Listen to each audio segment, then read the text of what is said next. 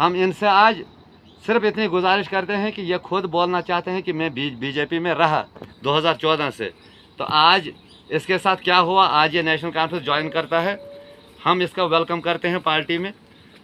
और बाकी भी सभी हजरात से गुजारिश करते हैं कि जितने भी साथी हमारे हैं भटके हुए हैं, उन सबों को चाहिए कि बीजेपी छोड़कर नेशनल कॉन्फ्रेंस का दामन थामे। इंशाल्लाह आइंदा हमारी सरकार होगी। तो ये मोहम्मद रफ़ी साहब कुछ बोलना चाहते हैं, हम इनको पार्टी में स्वागत करते हैं। अस्सलाम वालेकुम वादाब। मैं मोहम्मद रफ़ी डालवी से बोल रहा हूँ। हम बीजेपी के बंदे हैं। पहले हमने ज्वाइन किया था बीजेपी में।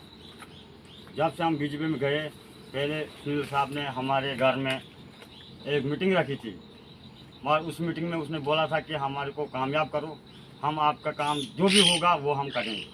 और जब से वो बना है, ना हमारा काम हुआ ना कुछ हुआ, खाली हमें घुमाता रहा, कभी किश्तवाड़, कभी पाउडर, कभी कहीं, मगर हमारा काम एक भी नहीं हुआ।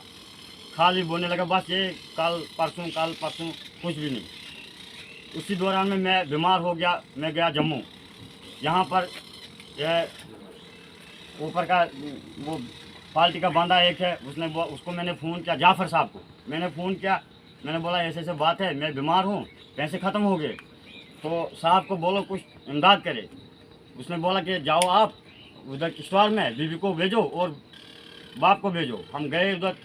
उसने दिन भर सुबह 8 बजे से लेके शाम के 5 बजे तक मेरी बीबी उधर रही, मगर उसने ऐसे अंदर नज़र भी नहीं दी उसके लिए, बिल्कुल नहीं। शाम को वो चले गई घर में। क्या फ़ायदा है उस पार्टी का जब हमें कुछ काम नहीं मिला, कुछ नहीं मिला। हमें क्या फ़ायदा उस काम का, क्या फ़ायदा है उस पार्टी का जब हमारे को काम ही नहीं मिल रहा है। वो बनते हैं अपने अपनी जगह सीटें लेते हैं, तो बस बाद में किसी को पूछते भी नहीं है। क्या फ़ायदा है? हमें फ़ायदा इसी में है, जहाँ सारे वहाँ हम भी।